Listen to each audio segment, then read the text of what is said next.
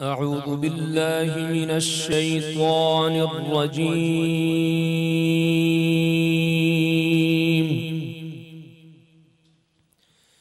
بسم الله الرحمن الرحيم.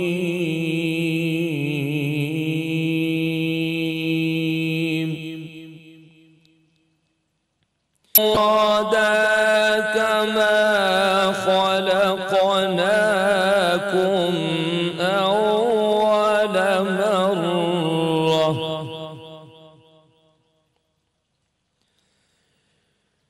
وتركتم ما خولناكم وراء ظهوركم وما نرى معكم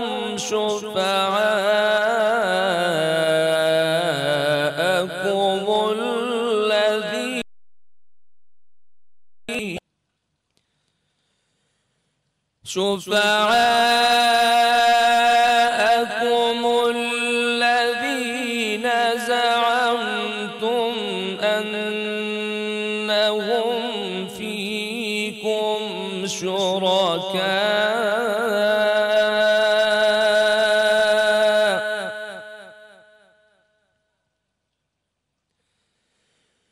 لقد تقطع بينكم وضل عنكم ما كنتم تزعمون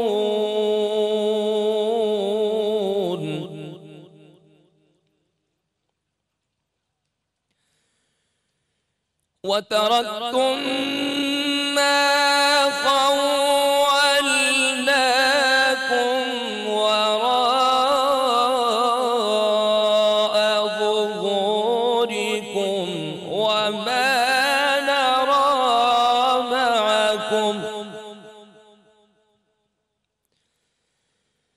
وما نرى معكم شفعاءكم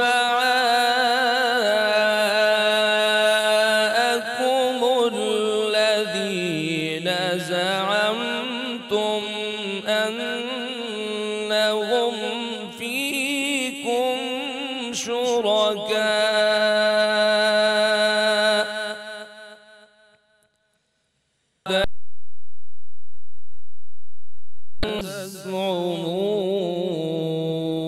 تزعمون. صدق الله العلي العظيم.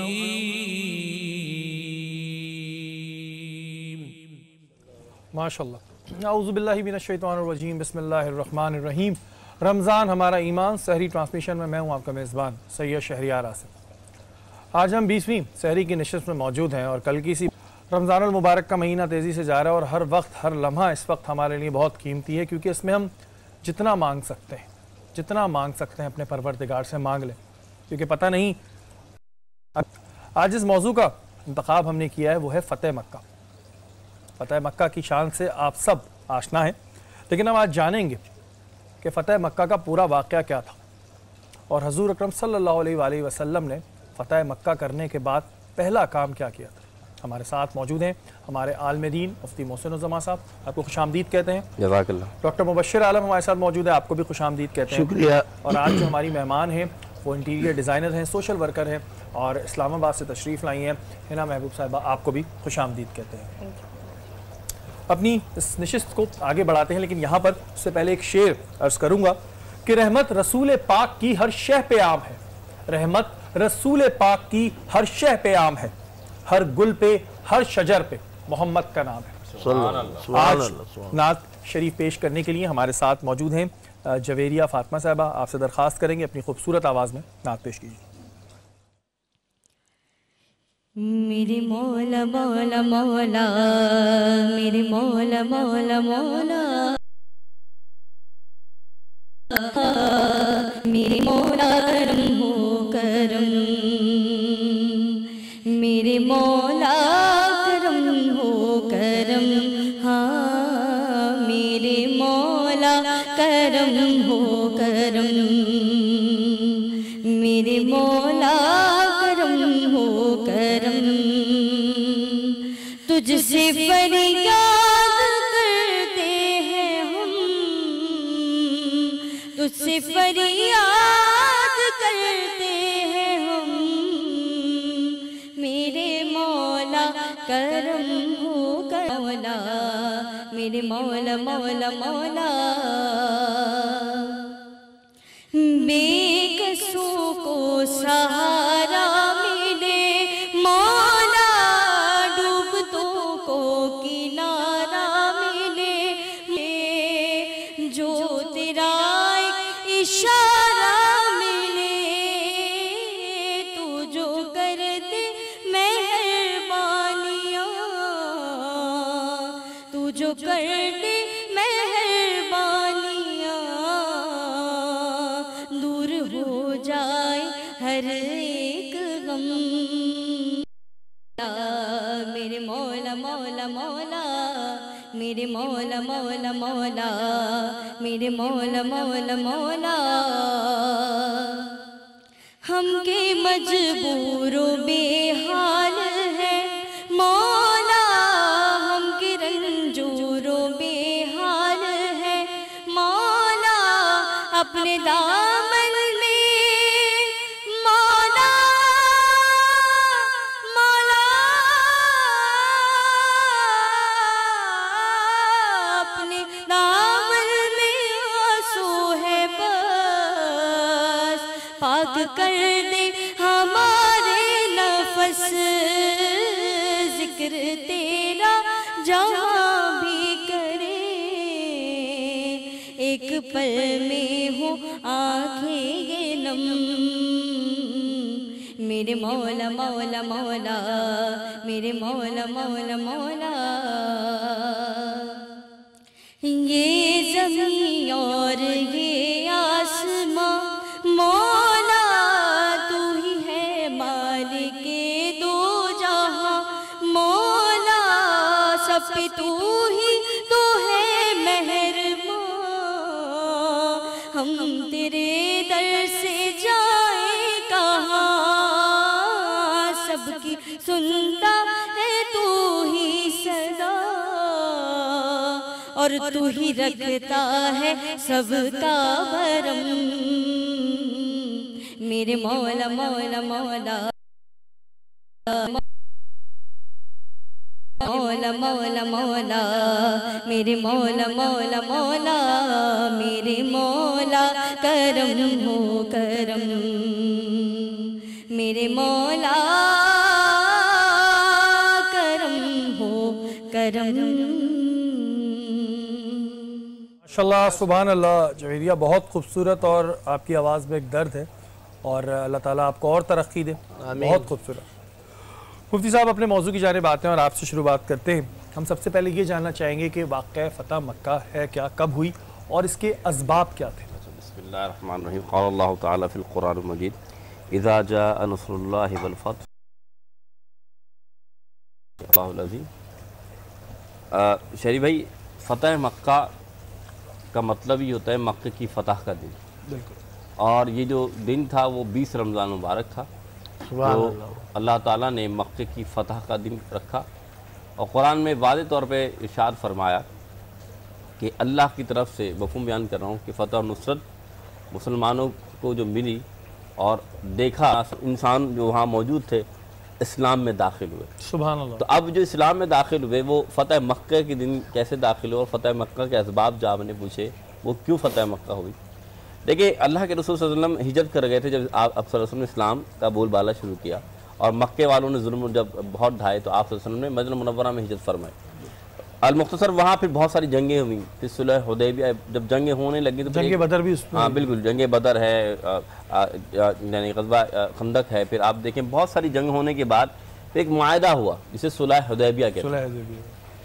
صلح حدیبیہ میں یہ قرار پایا کہ بھائی مسلمان اور قریش کے جو قبائل ہیں وہ آپس میں 10 سال تک جنگ نہیں کریں گے، اور اگر کوئی مسلمانوں کے ساتھ صلح کر لے جو قبیلہ وہ ان کا ساتھ دے گا، اور جو قبیلہ قریش کے ساتھ ملنا چاہے ان کے ساتھ مل لے. ہوا یہ کہ بنو خزاع قبیلہ قریش یعنی کہ مکہ المکرمہ ایک قبیلہ تھا جو بنو خزاع کے نام سے تھا. وہ رسول خدا صلی اللہ علیہ وسلم سے جا کے مل گئے تھے, یعنی کہ انہوں نے اسلام نہیں قبول کیا تھا لیکن صلح کی تھی. تو اسی طرح بنو بکر ایک قبیلہ تھا, بنو کنانہ ایک قبیلہ تھا, وہ قریشی کے حامد. لیکن ان دونوں قبیلوں کا تعلق جو تھا وہ لڑائی ہوتی تھی ان سے, بنو خزاع والوں سے.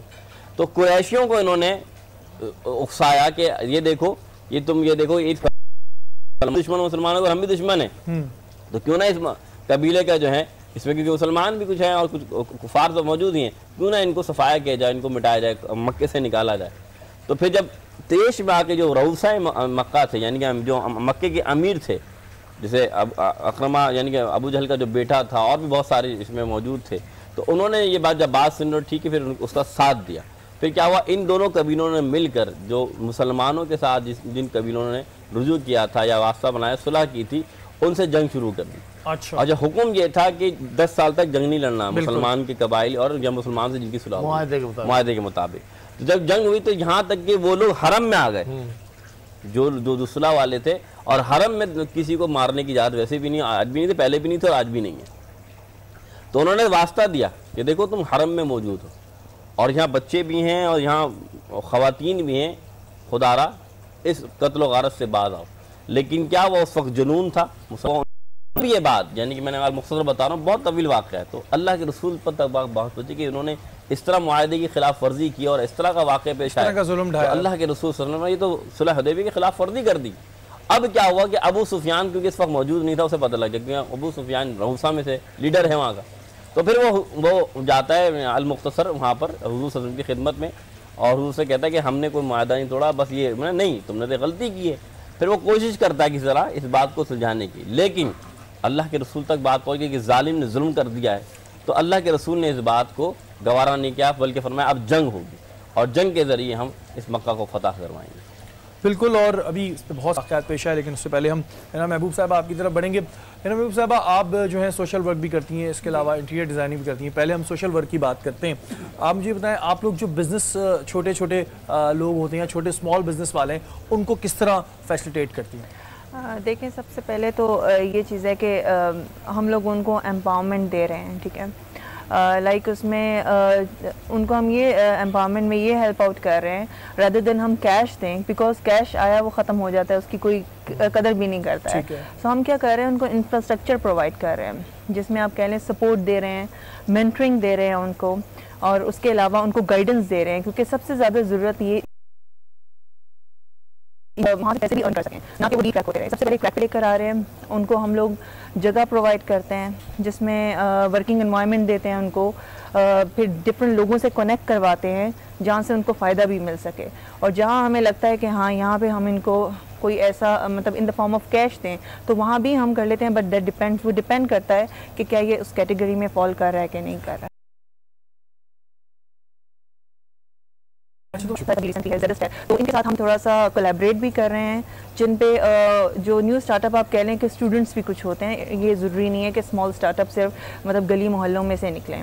ایک تو وہ بھی کر رہے ہیں ڈفرینٹ, ہم لوگ ایک اور ہے کہ اسٹوڈنٹس کو بھی ہم اس میں انٹرٹین کر رہے ہیں. لائک اسٹوڈنٹ کو کس طرح انٹرٹین کرتے ہیں؟ لائک جو کوئی نیا آئیڈیا لے کر آتے ہیں, کوئی نیا بزنس اسٹارٹ اپ کرتے ہیں, تو ایسی چیز جہاں پہ ان کو ہم مینٹرنگ بھی کر دیتے ہیں, اور پلس ان کو infrastructure again in the form of I T ہو جاتا ہے, وہ آئی ٹی سپورٹ ہوتا ہے, ویب سائٹ ہوتی ہے, ایپس ہوتی ہیں جہاں ان کو ریکوائر ہوتا ہے کہ ہمیں یہ چیز بنانی ہے, اور پلس اس کے علاوہ سوشل میڈیا مارکیٹنگ, ان کی پبلسٹی, یہ سب چیزیں اس میں آ جاتی ہیں.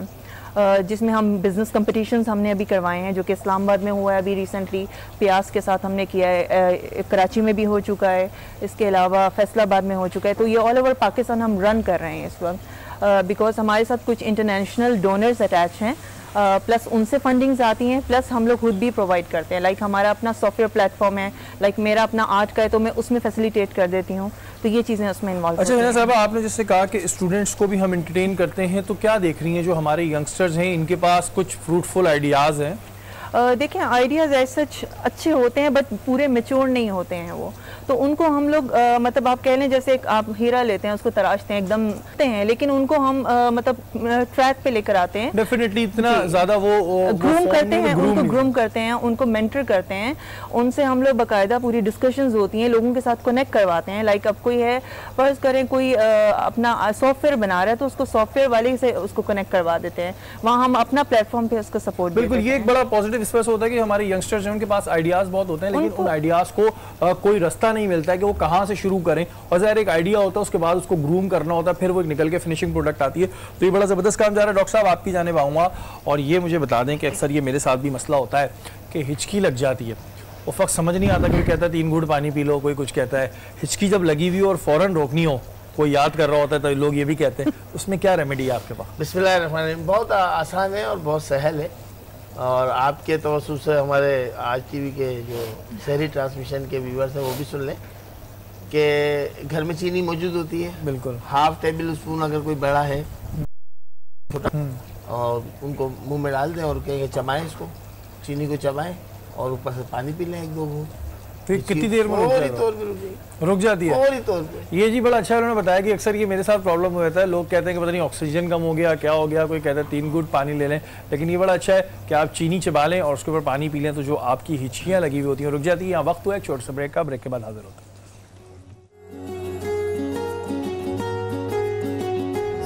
ہم اپنی شیف سامیہ کے ساتھ. کیسی ہیں آپ؟ الحمدللہ. آپ کیسے ہیں؟ اللہ کا شکر. اب کیسی طبیعت ہے آپ کے والد کی؟ کرٹیکل ہے، تھوڑی دعاؤں کی ضرورت ہے. بالکل، آپ کے والد کے لیے بہت سی دعائیں. یہ بتائیں آج کیا بنا رہی ہیں آپ؟ میں بنا رہی ہوں chilli chicken with fried rice. چلیں شکر ہے انہیں رائس کا خیال تو آیا. اس کے انگریڈینٹس تو بتائیں جی. 3-3 4-4 چولہے لگا لیا آپ نے تو. یہ اس کے انگریڈینٹ سمپل ہیں. میں نے چکن کو سیسمے سیڈ مطلب تل ڈال کر اور انڈر کی صرف سفیدی اور کارن فلاور، نمک اور کالی مرچ ڈال کے میرینیٹ کر کے رکھا تھا. اس کے بعد اس کو ہم تل لیں گے، پھر ہم اس کی گریوی بنائیں گے.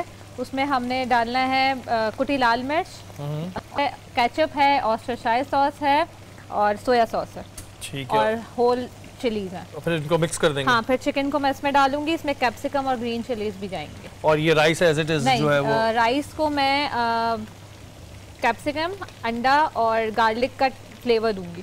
اس میں انڈا بھی ڈلے گا. اور ان کی نہیں کہا تھا بلکہ جی انڈے کی وہ آپ نے جلنے پہ بولا تھا. جی لیکن انہوں نے لگا دے فوراً. ہاں، لیکن انگلی کاٹ لی. اور اس کو دیکھیں آپ. اور ابھی ہم ان کی ڈش ٹرائی کریں گے. روزانہ ہی اچھی ہوتی ہے تو آج بھی اچھی ہوگی. اب باری ہے کہ ہم اپنی اس محفل کو اور خوبصورت بنائیں. اور ہمارے ساتھ آج ہمارے ننھے قوال موجود ہیں. بہت چھوٹی سی عمر ہے لیکن آواز ان کی بڑی، جسے کہتے ہیں نا چھوٹے پیک میں بڑا دھماکہ، وہ والی ان کی مثال ہے. ہمارے ساتھ موجود ہے حافظ عبد المعیز برنی اور ہمنوا. آپ سے درخواست کریں گے اپنی خوبصورت آواز میں آپ کلام پیش کیجیے صاحب. اور ایک چیز میں آپ کو بتاؤں کہ آپ کی آواز تو ماشاءاللہ بہت اچھی ہے لیکن جو آپ کے ایکسپریشن ہیں وہ بڑے کمال کے ہیں. اور اگر آپ اسی طرح چلتے رہے انشاءاللہ تو آگے آپ بہت ترقی کریں گے انشاءاللہ. اور اللہ تعالیٰ آپ کو بہت ترقی دے. بہت خوبصورت اور اپنا ایکسپریشن اسی طرح رکھی. بیسٹ آف لک. آتے جناب اپنے موضوع کی جانب. اور مفتی صاحب آپ شروع کریں گے کہ حضور اکرم صلی اللہ علیہ وسلم نے جب فتح مکہ کے دن کفار کے ساتھ کیا سلوک کیا تھا، اس کے بارے میں؟ اللہ ماشاءاللہ بہت اچھا سوال، بہت خوب بہترین. دیکھیں رسول خدا صلی اللہ علیہ وسلم اس مکے میں جب حضور صلی اللہ علیہ وسلم نے اسلام کا آغاز کیا تو یہی وہ مکہ والے تھے جنہوں نے میرے آقا علیہ السلام کے خلاف ایسے کام کیے کہ طائف کا میدان ہے، میرے آقا علیہ السلام پتھر برسائے، یہاں تک کہ نالین مبارک میرے آقا کی خون سے لہو لہان ہو گئے. لیکن میرے آقا اسلام جب مکے میں نکل رہے ہیں تو آپ دیکھیں یہی مکے والے ہیں نعوذ باللہ یہاں کی خواتین حضور صلی اللہ علیہ وسلم پر نعوذ باللہ کچرا پھینک دیا. بالکل یہی مکے والے ہیں رسول اللہ صلی اللہ علیہ وسلم پر ظلم و ستم کی انتہا کر دی، یہاں تک کہ ہجرت کرنا پڑ گئی. لیکن جب میرے آقا مکے میں داخل ہو 10,000 مسلمانوں کی فوج کا لشکر ہے، 10,000 اور ساز و سامان کے ساتھ ماشاءاللہ اللہ تعالیٰ نے آپ کو قوت دے دی ہے، قوت کے ساتھ مکے میں داخل ہو رہے ہیں. اب جب داخل ہو رہے ہیں تو چاہتے اپنا بدلہ لے سکتے ہیں بالکل جنہوں نے زیادتی کی، لیکن اللہ تعالیٰ جو آپ نے شعر پڑھا رحمت رسول پاک کی، یہ اسی طرح اشارہ ہے کہ جب رسول مکے میں داخل ہو رہے ہیں ابو سفیان ایمان لے کر آ گئے. تو حضرت ابو سفیان رضی اللہ عنہ جب ایمان لے آئے، یہ مکے سے پہلے فتح مکے سے پہلے ایمان لے آئے تھے. یہاں ان کی جو زوجہ محترمہ ہندہ جو کہ ابھی اسلام جس نے قبول نہیں کیا تھا، امیر حمزہ رضی اللہ تعالیٰ عنہ اللہ کے رسول صلی اللہ علیہ وسلم کے چچا ہیں، ان کا کلیجہ کھایا اس عورت نے، چبایا جسے کہتے ہیں.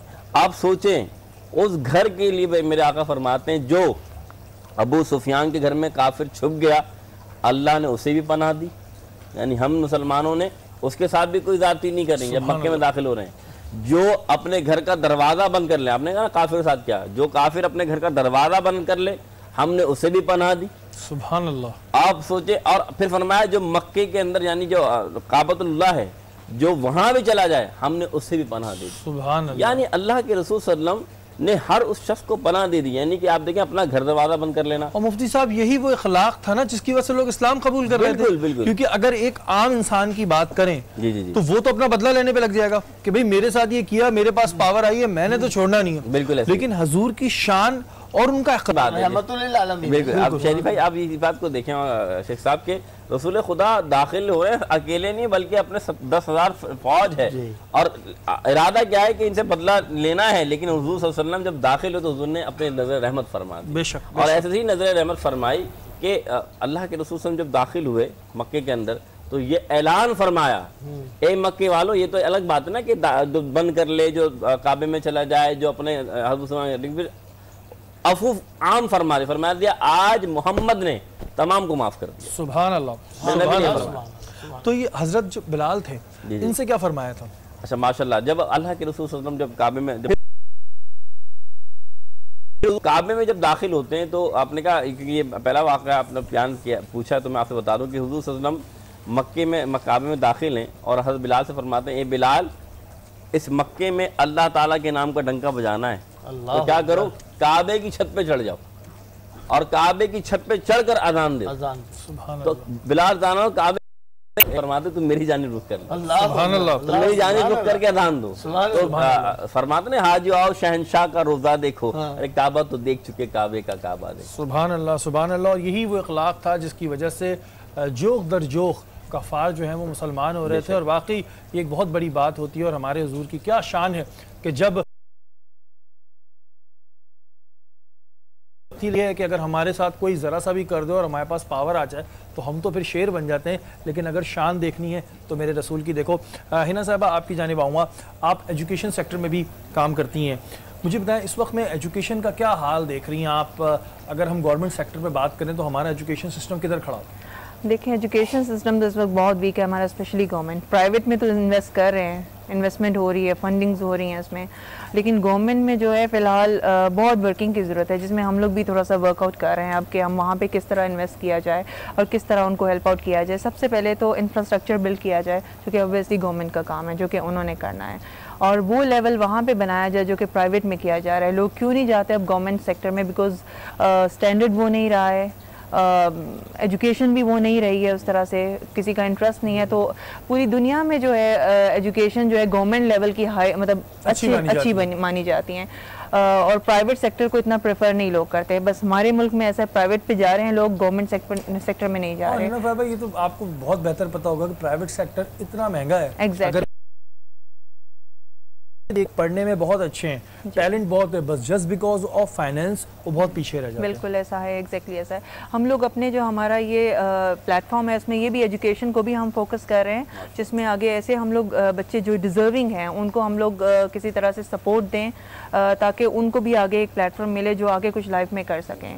تو ون آف ایک یہ بھی ہمارا ایجوکیشن کو بھی فوکس ہے، بیکاز ایجوکیشن سے ہی ملک بنتے ہیں، اگر ایجوکیشن اچھی نہیں ہے تو آئی گیس کچھ بھی نہیں ہے وہاں پہ۔ بالکل، اور یہ ایک بڑا المیہ ہے ہمارے یہاں کہ جو گورنمنٹ سیکٹرز ہیں ادھر پڑھائی، اگر میں اسکول لیول پہ بات کروں تو وہاں تو بالکل ایسی ہے کہ جہاں سے بچے کو کوئی ایسا تعلیم نہیں مل رہی ہے بلکہ الٹا وہ دوسری صحبتوں میں پڑ جاتا ہے۔ اچھا، آپ نے خواتین کے حوالے سے بھی امپاورمنٹ میں ہم لوگ میں ورکنگ کر رہی ہوں، اور امپاورمنٹ ایسی ہو کہ جس میں کوئی کام کیا جائے۔ باتیں تو بہت لوگ کرتے ہیں، ہم یہ کر دیں گے، وہ بھی کر دیں گے، ہم کچھ نہ کچھ کر دیں گے، لیکن میرا یہ فوکس ہے عورتوں کو، ایسی عورتوں کو کام دیا جائے، ان کو انگیج کیا جائے جو ایک تو باہر نہیں نکل سکتی ہیں، جو بہت ٹیلنٹ ہیں جن پہ، جو پروموٹ نہیں کر سکتی ہیں اپنے ٹیلنٹ کو، اجازت نہیں ہوتی کئی عورتوں کو گھروں سے نکلنے کی، اور کئی ایسی ہیں جو کہ پیرالائز یا ڈیزرونگ وومن ایسی ہیں، ان کو کام دیا جائے جو کہ اگین وہی ہے جو موو آن نہیں کر سکتی۔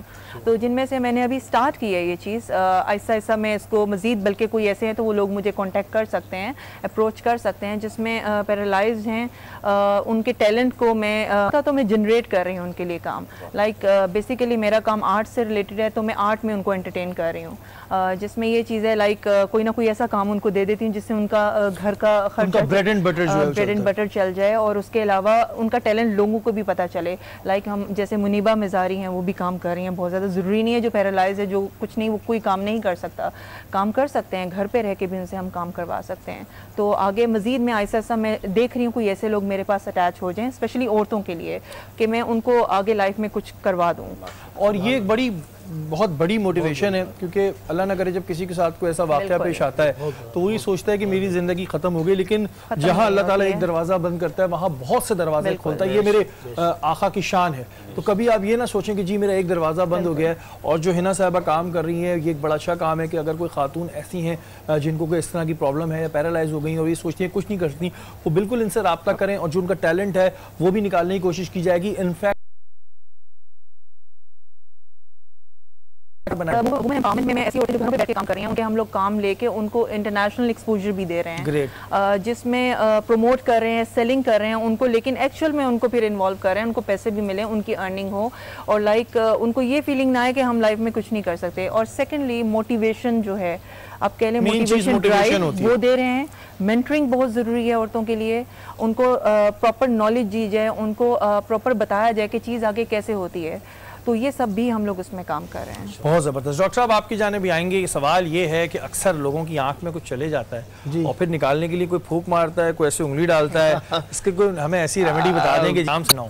تقریباً شہریار بھائی مفتی صاحب کے ساتھ اور آپ کے ساتھ رمضان مکمل گزر رہا ہے، لیکن آپ بڑے وہ ٹپیکل سوالات کرتے ہیں کہ جو روزمرہ کی زندگی میں لوگوں اس کے اندر پرابلم ہے نا. میرے ساتھ بھی ہو جاتی ہے. میرے ساتھ جب ہوتا ہے تو یا تو کوئی پھونکے مارنے لگتا ہے، انگلیاں ڈالنے لگتا ہے، تو ڈر لگتا ہے. قطن انگلی نہیں لگانی چاہیے، نہ اس کو مسلنا چاہیے، کیونکہ بہت باریک جو ہے نا، بہت باریک وینز ہوتی ہیں، وہ ڈیمیج ہو جاتی ہیں.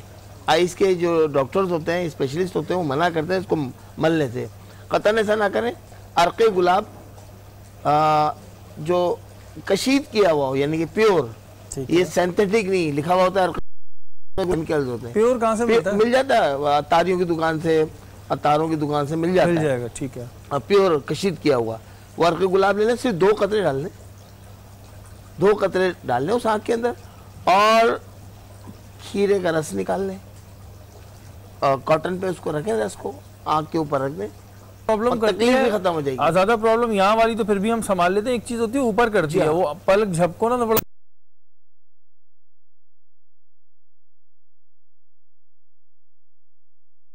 بڑا کھیرے کے رس کو نکال لیں، کاٹن پہ رکھیں، کسی صاف کپڑے رکھ کر آنکھ کے اوپر رکھ دیں.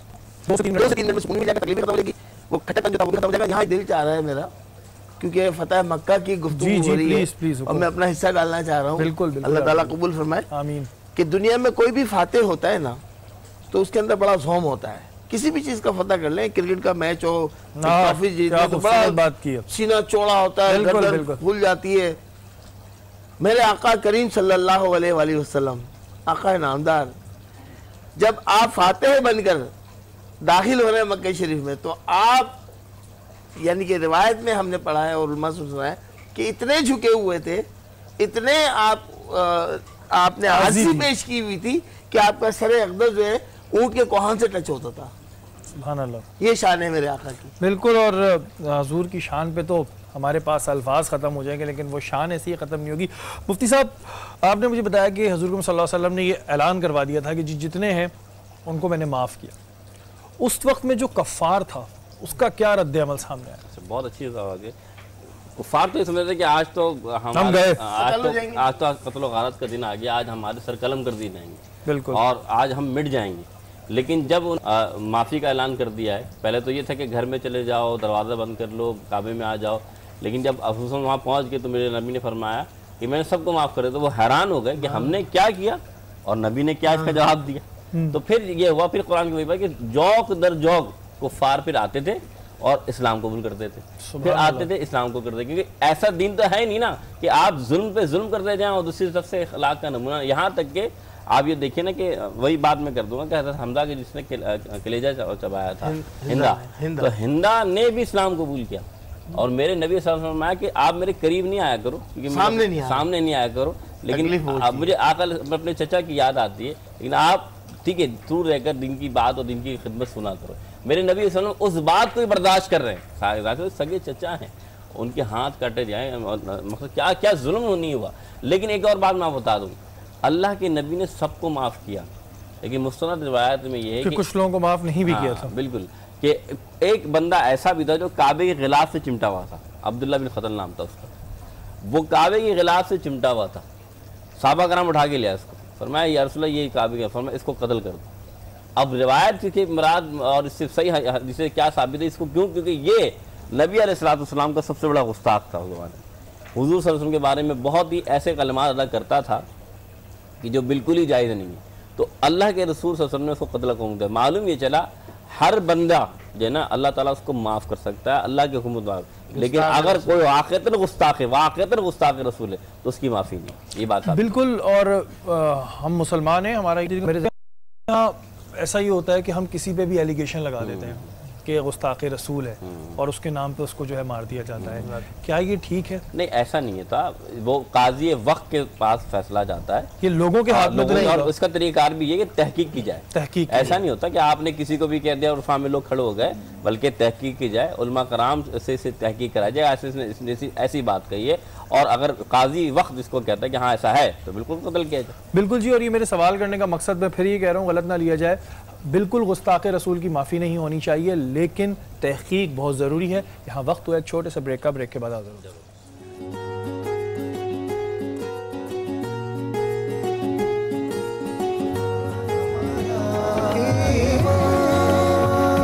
آپ کو خوش آمدید کہتے ہیں. محبوب صاحب آپ کی جانب آؤں گا. جہاں پر آپ لوگ ایجوکیشن میں کام کر رہے ہیں، وہیں آپ لوگ جو ہیں دوسرے سیکٹرز میں بھی کام کر رہے ہیں. ہیلتھ سیکٹر کی جانب آؤں گا. ہیلتھ سیکٹر میں اگر ہم دیکھیں تو اس وقت میں جو گورنمنٹ ہاسپٹلز ہیں ان کی کیا صورتحال آپ لوگ دیکھ رہے ہیں کہ کس طرح وہاں پہ کام ہو رہا ہے؟ سب سے پہلے تو گورنمنٹ ہاسپٹلز میں اگر ہم جاتے ہیں، اول تو جاتا ہی نہیں آپ کوئی، بیکاز آف ریزن کہ وہاں آئی گیس نہ ڈاکٹرز اویلیبل ہوتے ہیں، اور اس کے علاوہ نہ وہ کیئر ہے، نہ صاف ہے، نہ کوئی مطلب ویسے کہا جاتا ہے جو ہے ہمارے اسلام میں کہ صفائی نصف ایمان ہے، جو کہ وہاں بالکل نہیں آپ کو نظر آتا. ایک بیڈ میں 3 پیشنٹ میں نے لائک شیخ زائد ہاسپٹل کا ان لاہور، وہاں پہ ایک بیڈ پہ ایون کچھ لوگ زمین پہ لیٹے ہوئے تھے کہ ہمیں مجبوری میں لائک ان کی بہت کرٹیکل کنڈیشن تھی، ہمیں مجبوری میں ان کو ڈاکٹر ہاسپٹل پرائیویٹ لے کر جانا پڑا تھا. بیکاز ریزن یہ ہے کہ وہاں پہ وہ کیئر بھی نہیں ہے، ڈاکٹرز اویلیبل نہیں تھے، اور ڈاکٹرز کا ایٹیٹیوڈ اتنا برا ہوتا ہے کہ پیشنٹ ویسے ہی بھاگ جاتا ہے وہاں سے. کیونکہ کہتے ہیں نا جو آپ کو کیور کر رہا ہوتا ہے اس کے ایٹیٹیوڈ سے ہی پیشنٹ آدھا ٹھیک ہو جاتا ہے. سب سے پہلے تو ایٹیٹیوڈ ڈاکٹر کا ٹھیک ہونا چاہیے، ڈاکٹروں کا صحیح ہوتا ہے، اور اگین وہ یہ ہے، ہاں بالکل، اگین وہ یہ کہ انویسٹ کیا جائے ہمارے ملک میں ہیلتھ کیئر، ایجوکیشن، اس پہ سب سے پوری دنیا میں اگین انویسٹ ہوتا ہے. ریزن کیا ہے کہ یہیں سے جو ہے پتہ ہمارے اور طرف جا رہا ہوتا ہے.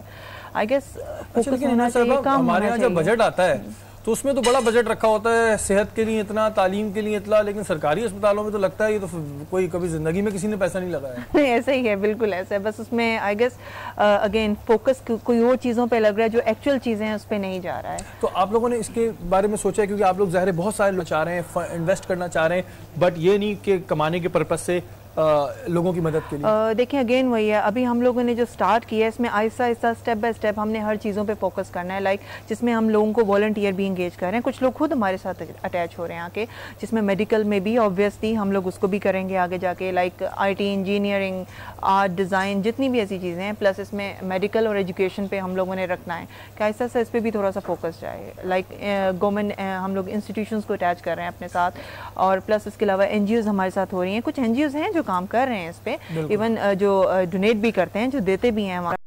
ایسا ہوتا ہے کہ ہمارے یہاں جیسے کہ ہنا نے اس طرف پوائنٹ آؤٹ کیا، بات بالکل صحیح ہے کہ جب آپ سرکاری اسپتال جاتے ہیں اور وہاں ڈاکٹر ہوتا ہے وہ ایسا بیہیو کر رہا ہوتا ہے جیسے وہ بہت کوئی احسان کر رہا ہے، اور اس کو یہ ہم یاد دلاتے چلیں کہ وہ جو سیلری لیتا ہے وہ ہمارے ٹیکسز سے لیتا ہے. دوسری جانب اگر ہم اسپتال کی حالت ظاہر دیکھیں تو اتنی گندگی ہوتی ہے، باخدا بہت سے لوگ بیماری کچھ لے کے جاتے ہیں، لیکن وہاں جو جراثیم ہوتے ہیں وہ جراثیم ان پہ اٹیک کرتے ہیں. پھر اگر آپ آئے نرسوں کا رویہ، وارڈ بوائے کا رویہ، ایسا رویہ ہوتا ہے کہ خدا کی قسم دل خون کے آنسو ہوتا ہے. اور پھر لوگ یہ کہتے ہیں کہ جی جس کی پاور ہے، جس کی سورس ہے، وہ تو ادھر سے کام کرا کے چلے جائے گا، لیکن عام آدمی نہیں کرائے گا. لیکن یہ ایک لمحہ فکریہ ہے ہمارے تمام سیاستدانوں کے لیے. الیکشن آنے والے ہیں، الیکشن سے پہلے بڑے وعدے ہوتے ہیں، لیکن خدا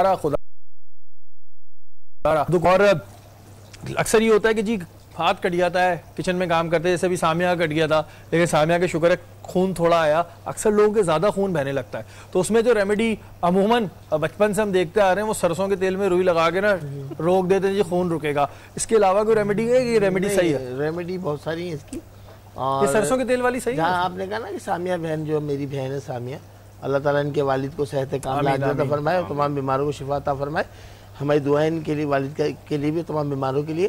تو آپ نے کہا خون کم نکلا تھا، تو ان میں بیچاری میں خون نہیں ہے نا۔ اچھا ہاں، تو ان ضرورت ہے ان کو کہ ان کا جگر اچھا کام کرے اور تازہ خون بہترین ہے اس کا حل۔ ایلوویرا جیل ہوتی ہے جس کو طب کے اندر ہم لوگ بولتے ہیں گھی کوار، اوکے، تو اس میں سے ایک جیل نکلتا ہے، قدرتی جیل، بابا فوراً جیل لگا دیں وہ۔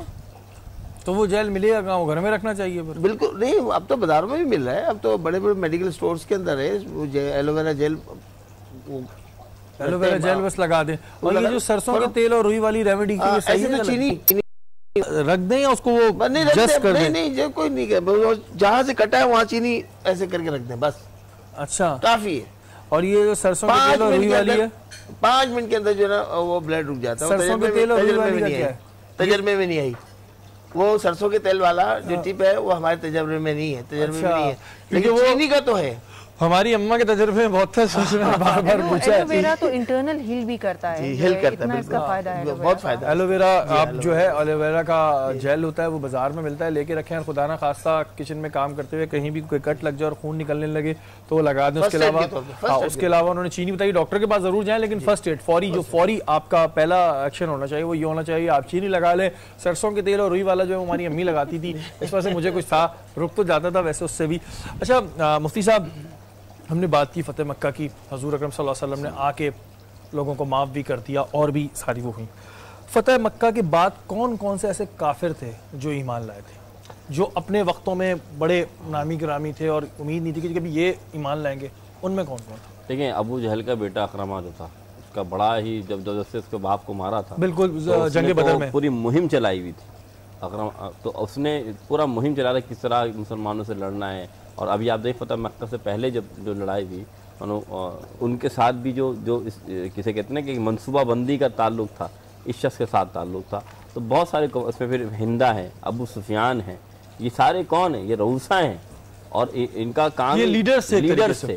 اور انہوں نے کیا کیا کہ اللہ کے رسول صلی اللہ علیہ وسلم کے ساتھ انہوں نے کیا ظلم نہیں کیا، لیکن میرے نبی نے ان کو معاف کیا، بہت سو کو معاف ہی نہیں کیا، بلکہ یہاں تک کہ ابو سفیان کے گھر میں، یعنی وہ تو شہرت کا عادی تھا نا، شہرت کا عادی، یہ کہہ رہے تو اس کے گھر چلے جاتا ہوں پناہ مل جائے گی، شہرت کا عادی شخص تھا، تو اللہ کے رسول نے اس کے گھر کو وہ مقام عطا فرما دیا۔ لیکن آپ یہ دیکھیں نا کہ یہ جتنے بڑے بڑے سردار تھے، انہیں کوئی ڈنڈے کے زور پہ ایمان نہیں قبول کرایا گیا، انہیں ایمان قبول کرایا گیا اخلاق سے۔ بالکل۔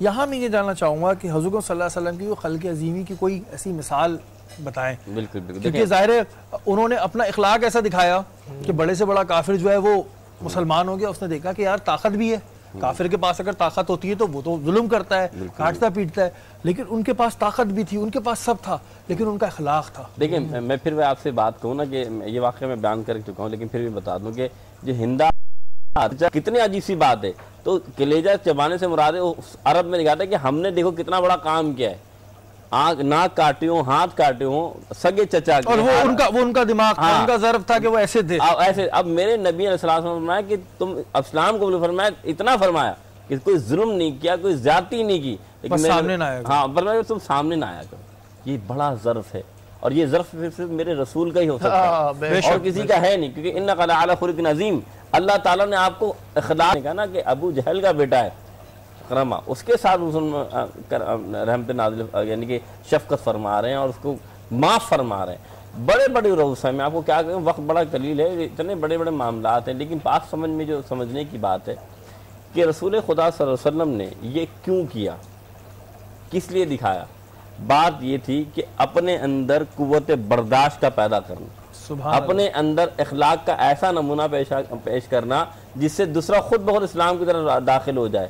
میں پھر آپ سے ایک بات کہوں گا، رسول خدا صلی اللہ علیہ وسلم کے بعد ایک عورت آئی، اور رسول خدا صلی اللہ علیہ وسلم، بلکہ یہ واقعہ بیان کرنے سے پہلے میں آپ کو ایک بات بتا، تو میرے نبی صلی اللہ علیہ وسلم نے فرمایا کہ اماں جان میں یہ آپ کا سمجھدار ہوں، बिल्कुल। तो फरमाया हाँ ठीक है चलो। जब चलते हैं तो क्या होता है, फरमाते हैं देखो यहाँ एक जादूगर आ गया है, वो ऐसा जादूगर है कि अगर लोग उसके पास चले जाए तो उसके हो जाते हैं। बिल्कुल। तो नबी सल्लल्लाहु उसको जहाँ तक जाना है वहाँ तक जा रहे हैं, इखलाक का नमूना देखे मेरा का। फरमाया बेटा तुमने, अब मैं मुख्तसर बता रहा हूँ, मालूम है कि ब्रेक लेना। हाँ, तो बात वही कि आखिर में क्या हुआ, नाम तो बता दो, मैं बोला वही मोहम्मद हूँ जिसके बारे में आप कह रही हैं।